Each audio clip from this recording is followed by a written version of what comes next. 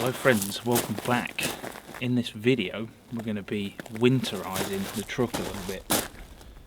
I've got a few jobs that we need to do before the snow really kicks in. We've already had a taster.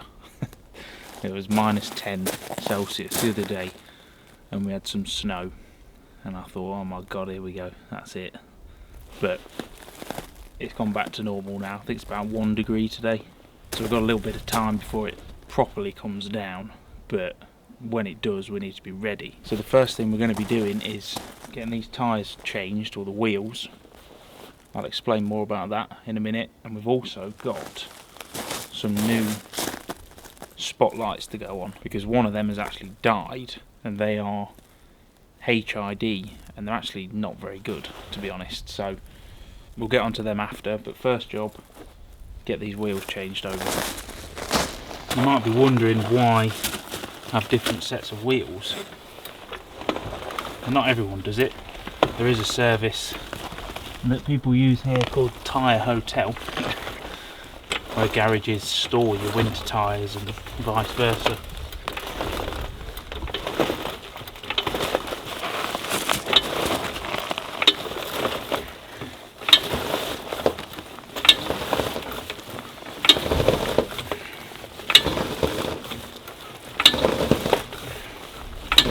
But there's quite a difference between summer tyres and winter tyres here. In fact, winter tyres anywhere else in Europe are very different to here. So I'll show you in a second. Yeah.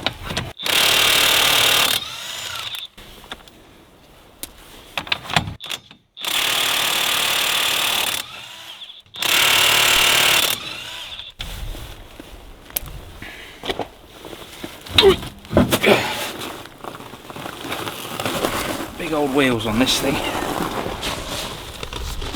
Need a good jet wash, but we don't have one yet. That's a purchase for next spring.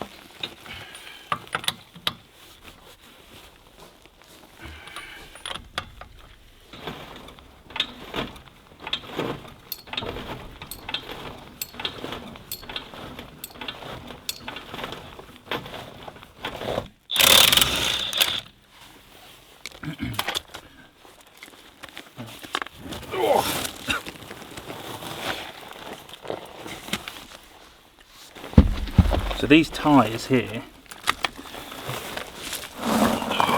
not only are they a different compound to normal tyres, they can handle, they're a lot softer and they can handle the extreme cold.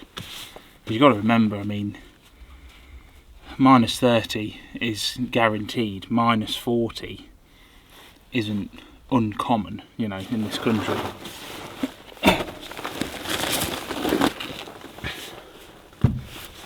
So, oh no, I'm gonna have to dig down a bit.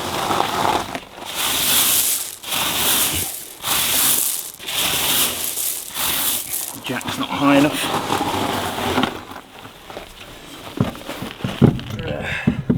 So you've got to have the right tyres to cope with that stuff, and normal European winter tyres just aren't made for it.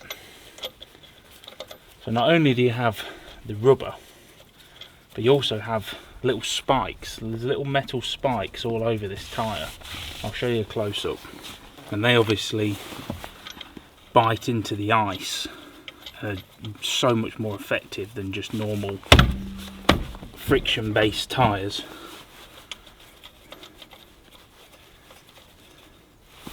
Obviously you can get by with friction tyres, but personally I wouldn't drive without these in this country in the winter.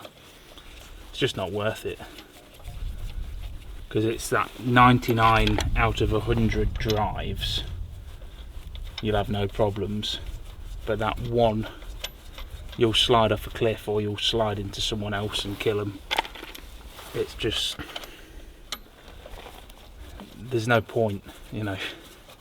You either drive with the right stuff or you just don't bother at all. Another little point I'd like to make, this is because with the van I got the tyres changed on that the other day. I had to pay a garage to do it simply because it didn't come with a second set of wheels. It came with the tyres but not the wheels.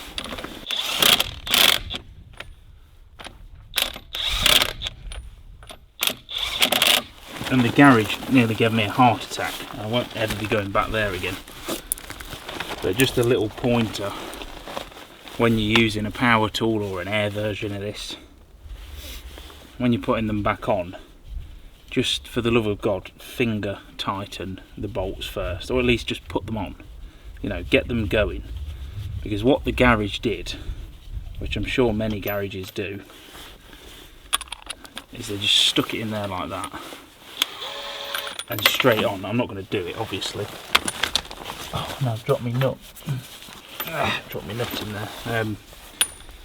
But yeah, just straight on with the buzz gun like this, and off we go. And I can put money that half of the bolts on mine are cross-threaded. I actually heard them all the way down the thread. Their impact tool was banging, which means it was resisting, which means they're cross-threaded. To give you some idea of just how important tyres are, these tyres that I'm taking off now are actually winter tyres. They're not the same as these ones, but these are winter tyres with the studs removed, so they can be used all year. Now when we bought this car, these wheels were on it with these tyres, and we bought it in the middle of winter, so pure ice roads, you know. When we went out for a test drive with the guy, bear in mind this is a proper four-wheel drive, you know, and this was basically just spinning on the spot with these tyres on. So it couldn't get back up the hill to get to his house. We had to go a different way, and it was like sliding all over the road and everything, so we had to change the tyres or the wheels just so that we could drive it home. And these are winter tyres, you know. M&S, where's the little peaks thing? It's somewhere, same as these ones. M&S with the 3 peaks ice logo, but with the studs removed, it's pretty much undrivable. I would not have driven that home. So yeah, it's just worth thinking about. I have to do my bit to say that to people, because I'd hate for anyone to visit here with the wrong tyres and crash their van because off the back of watching my videos, you know.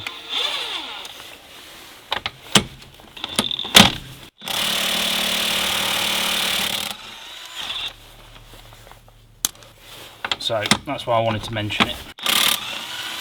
Should have wore some ear defenders with this thing. It's bloody loud. That wasn't very tight.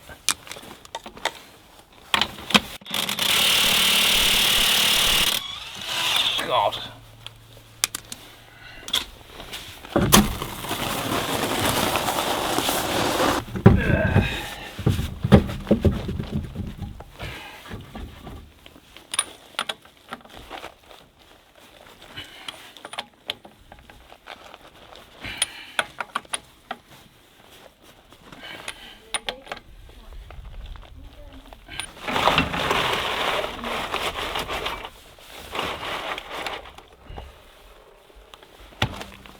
Check the air in them as well.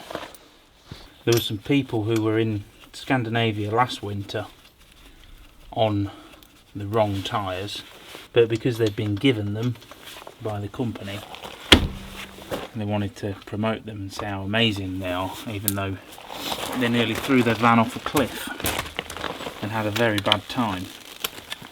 So you just got to be careful what you watch on the internet, who you listen to.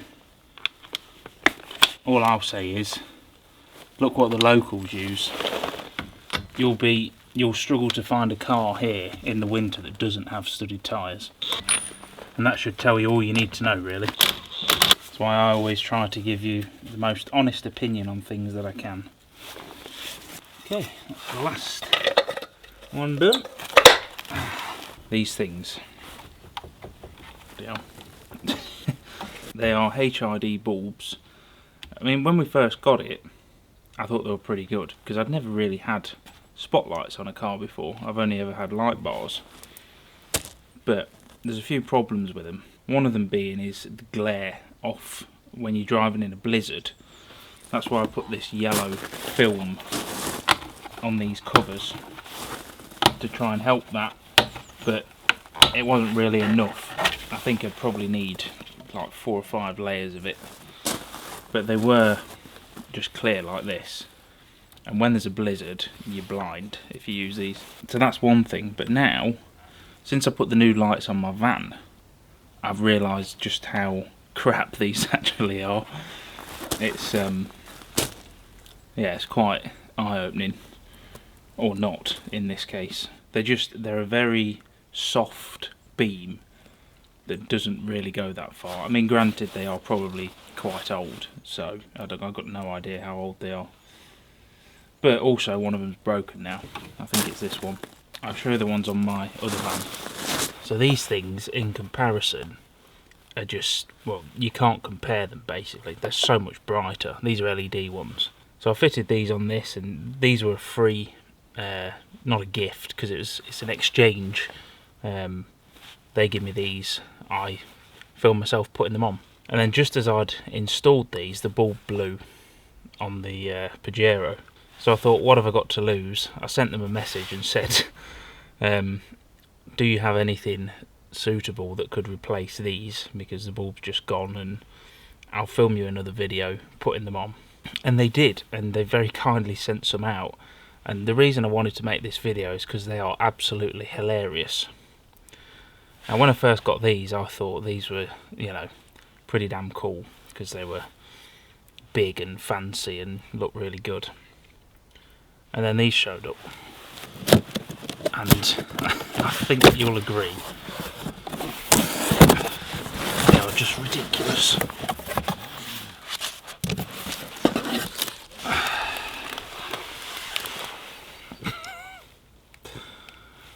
Yeah. So we got 2 of these to put on there. I think 2 is going to be fine, to be honest. 4 of these is a piss take, so these are even brighter. So let's go get these put on. They come with a full wiring kit, so it should be pretty easy. I don't know if I'll get fully finished today, because, oh, how the hell do you do this? There.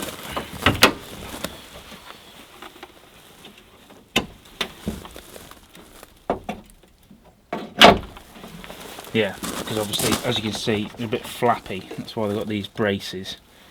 But obviously these aren't going to fit the new ones, because we've only got 2. Well, they might do actually, because they're going to have to be quite far apart. I don't know, we'll see. We'll get stuck in with it and see how we get on. But size comparison, about the same. Slightly bigger maybe.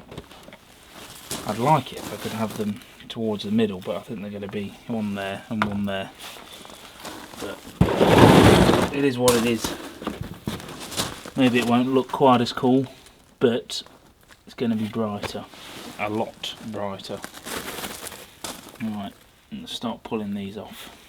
I'm hoping that we can get these on today and working. It's already getting dark, 3:15. Oh, who uses flathead screws anymore?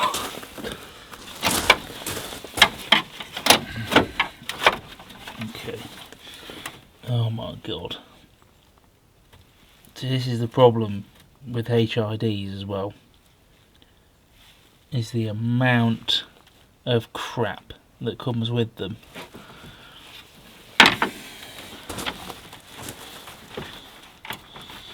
Alright, so they are secured onto that bracket. All the ballast and stuff that's in here, it's going to be fun to get out.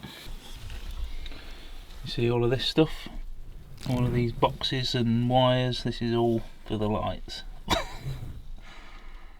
How these haven't fell off, I actually don't know. That bracket is so loose. I mean, HRDs were the dog's danglies at one point, weren't they? It wasn't that long ago. But I think LED technology has just moved on so much now, they just don't compare. Because you've got the delay with these as well. They take probably, I don't know, 20 seconds maybe to fully warm up. Whereas obviously LED is just instant, isn't it? It's insane the amount of cables on the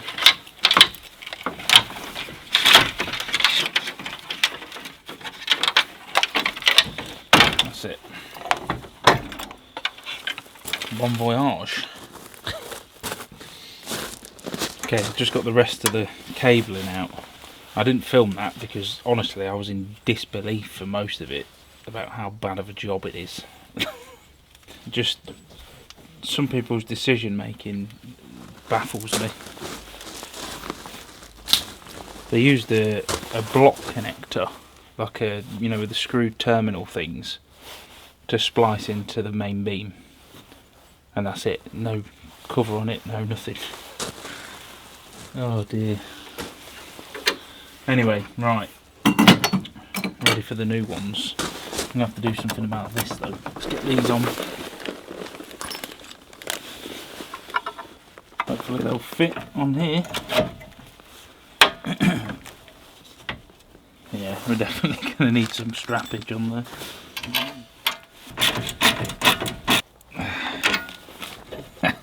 Yeah, they are going to need to be secured.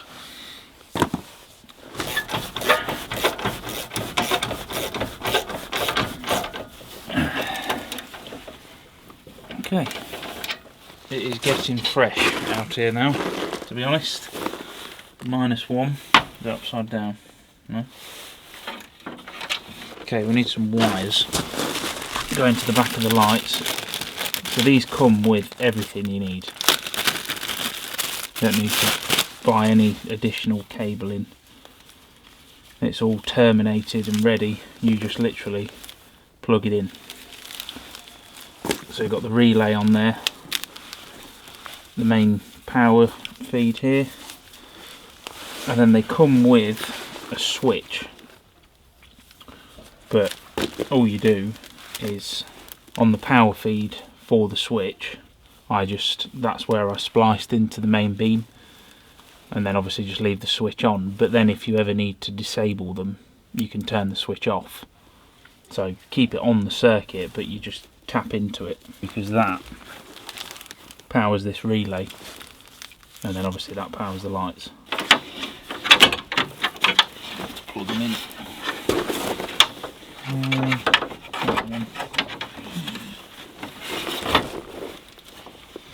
Yeah, it's all decent connectors. I said it when I installed them on the van, and I'll say it again. Obviously don't go buying these lights off the back of this video, because I've not had a chance to see if they actually make it through the winter yet. I can only give you a first impression kind of review, which is good. And I said that before, say, you know, they're bloody bright. They come with everything you need, and it's all pretty well made. But obviously the longevity of them is also very important, because they're not, you know, mega cheap, and they need to be able to hold up. And that's going to be a problem with the cable. So yeah, I can only give you my opinion at sort of face value, if you like. First impressions, you know. If you want to see how they hold up, then wait for a video next year, and I'll tell you if they held up or not, because they don't get much more of an extreme test than what they're going to get here, if we're honest. I just had to go stick on another layer. We're at -2, but I really want to finish this today, so we're going to stick with it. But they are working. I just tested them. They're very, very bright, as expected. Okay, these are now wired in so that when I do the full beam switch, they come on.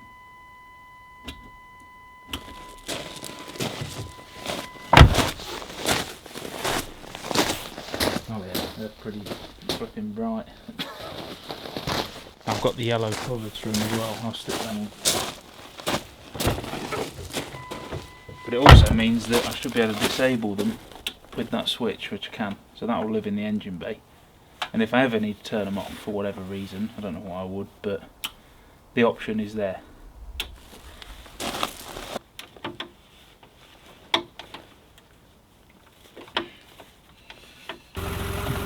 Okay, all wired up and sorted. These straps won't look like that. Obviously they look shit, but I wrapped these and it just in black tape, like the waterproof tape, and then they look quite smart, blend in, but they're pretty solid on there.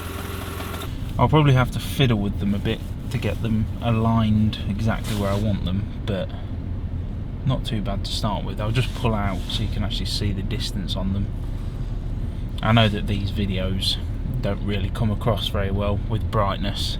You're not going to be able to see that much, but for a rough idea, I mean, I can see the other side of the field. You know, you can just about see the trees. That's pretty far. A good few hundred metres anyway.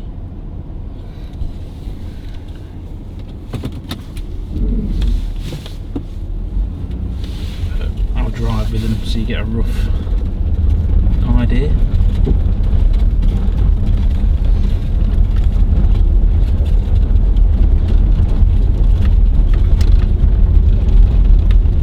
Yeah, they are way better than what was on here before.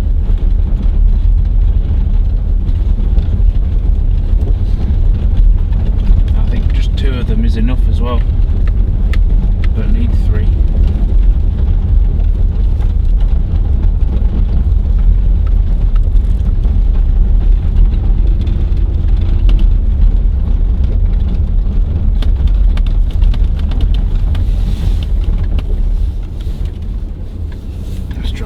Field, why not?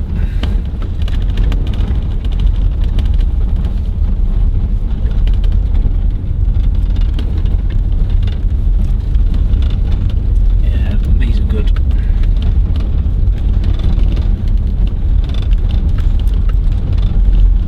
We're definitely winter ready now.